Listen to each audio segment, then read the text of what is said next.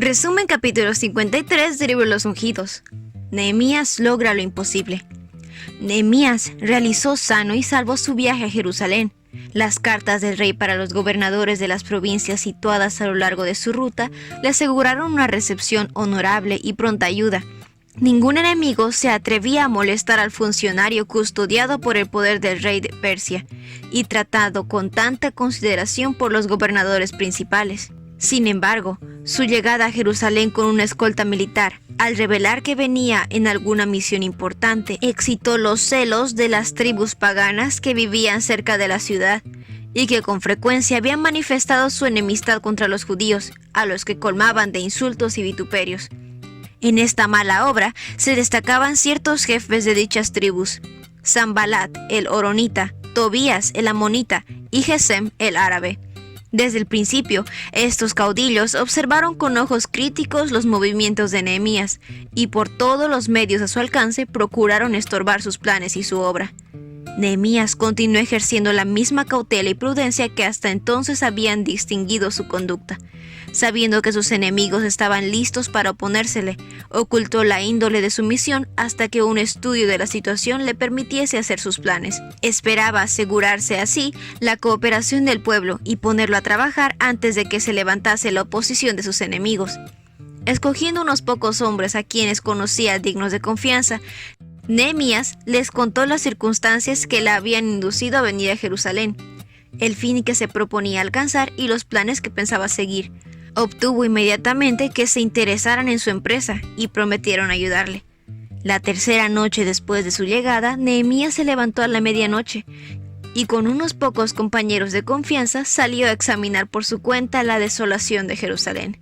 Montado en su mula, pasó de una parte de la ciudad a otra, examinando las puertas y los muros en ruinas. En secreto y en silencio, recorrió Nehemías el circuito de las murallas y pasó el resto de la noche en oración, porque sabía que al llegar la mañana necesitaría hacer esfuerzos ardorosos para despertar y unir a sus compatriotas desalentados y divididos. Nehemías había traído un mandato real que requería a los habitantes que cooperasen con él en la reedificación de los muros de la ciudad, pero no confiaba en el ejército de la autoridad y procuró más bien ganar la confianza y simpatía del pueblo, porque sabía que la unión de los corazones, tanto como la de las manos, era esencial para la gran obra que le aguardaba. Por la mañana, cuando congregó al pueblo, le presentó argumentos calculados para despertar sus energías dormidas y unir sus fuerzas dispersas. El hecho de haber realizado una gira nocturna por la muralla contribuyó mucho a su éxito, porque pudo hablar de las condiciones de la ciudad con una precisión que asombró a sus oyentes. Las impresiones que había sentido mientras se percataba de la debilidad y degradación de Jerusalén daban fervor y poder a sus palabras. Recordó al pueblo el oprobio en que vivían entre los paganos y cómo se despreciaba su religión y se blasfemaba a su Dios. Les contó sobre la conversación que tuvo con el rey y que la respuesta dada a su oración demostraba que el plan era del Señor. Nehemías preguntó directamente al pueblo si quería aprovechar esta oportunidad y levantarse para edificar la muralla. Todos clamaron a una voz: «Levantémonos y edifiquemos». Así se esforzaron sus manos para bien. Nehemías ponía toda su alma en la empresa que había iniciado. Su esperanza, su energía, su entusiasmo y su determinación eran contagiosos e inspiraban a otros en el mismo intenso valor y elevado propósito. Cada hombre se convirtió a su vez en un Nehemías y contribuyó a fortalecer el corazón y la mano de su vecino. Cuando los enemigos de Israel supieron lo que los judíos esperaban hacer, los escarnecieron. Pero Nehemías contestó: «El Dios de los cielos, Él nos prosperará, y nosotros, sus siervos, nos levantaremos y edificaremos». Los sacerdotes se contaron entre los primeros en contagiarse del espíritu de celo y fervor que manifestaba Nehemías, debido a la influencia que por su cargo ejercían. Estos hombres podían hacer mucho para estorbar la obra o para que progresase, y la cordial cooperación que le prestaron desde el mismo comienzo contribuyó mucho a su éxito. La mayoría de los príncipes y gobernadores de Israel cumplieron noblemente su deber. Sin embargo, entre los grandes de los tecoitas, algunos no prestaron su cerviz a la obra de su señor. El ejemplo de aquellos tecoitas tuvo poco peso frente a la influencia inspiradora de Nehemías. El pueblo en general estaba animado de patriotismo y celo. Hombres de capacidad e influencia organizaron en compañías a las diversas categorías de ciudadanos, y a cada caudillo se le hizo responsable de construir una cierta parte de la muralla. Acerca de algunos, se ha dejado escrito que edificaron cada uno enfrente de su casa. Tampoco disminuyó la energía de Nehemías una vez iniciado el trabajo. Con incansable vigilancia sobreveía la construcción, dirigía a los obreros, notaba los impedimentos y atendía a las emergencias. En sus muchas actividades, Nehemías no olvidaba la fuente de su fuerza. Elevaba constantemente su corazón a Dios, el gran sobreveedor de todos. Pero la reedificación de las defensas de Jerusalén no progresó sin impedimentos. Satanás estaba obrando para incitar la oposición y desaliento. Sanbalat, Tobías y Gesem, sus principales agentes en este movimiento, se dedicaron a estorbar la obra de construcción. Procuraron ocasionar división entre los obreros, ridiculizaban los esfuerzos de los constructores, declarando imposible la empresa y prediciendo que fracasaría. Los edificadores no tardaron en tener que hacer frente a una oposición más activa.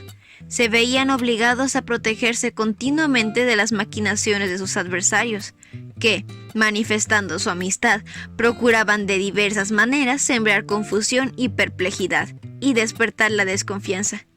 Se esforzaban por destruir el valor de los judíos, tramaban conspiraciones para hacer caer a Nehemías en sus redes, y habían judíos de corazón falso, dispuestos a ayudar a la empresa traicionera.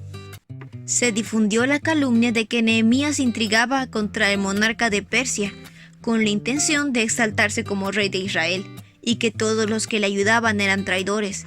Pero Nehemías continuó buscando en Dios dirección y apoyo.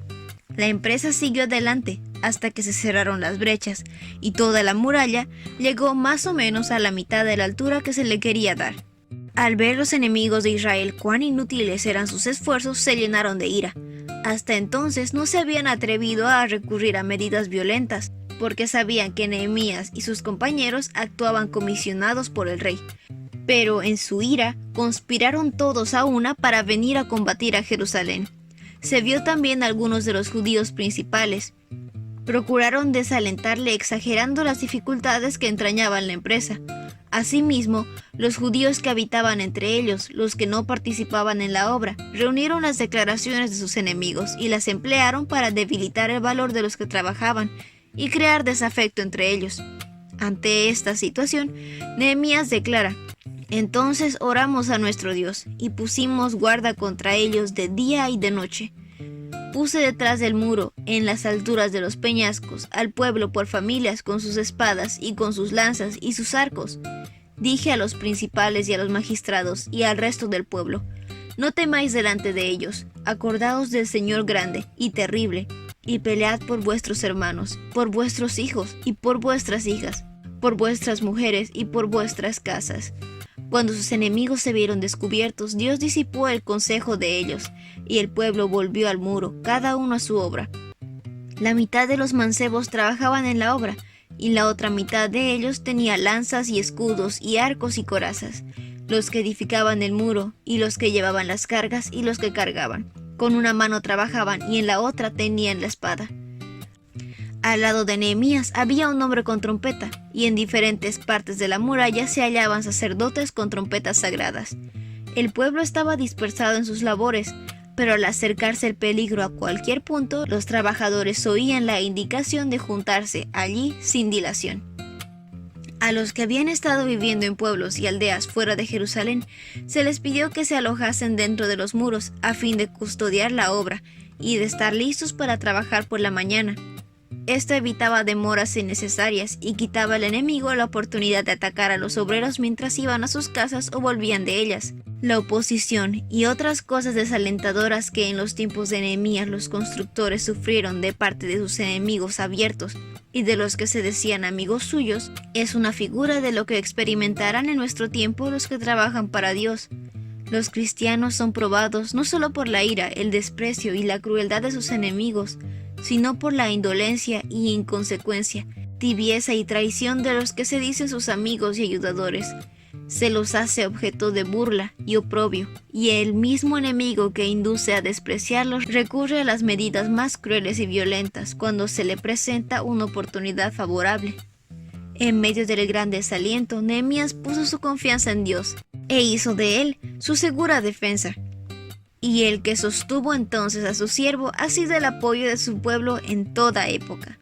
Y ese fue el resumen del capítulo 53 del libro Los Ungidos. No olvides compartir el video con tus compañeros de clase o con las personas que tú crees que puedan necesitar este resumen. Nos vemos la próxima.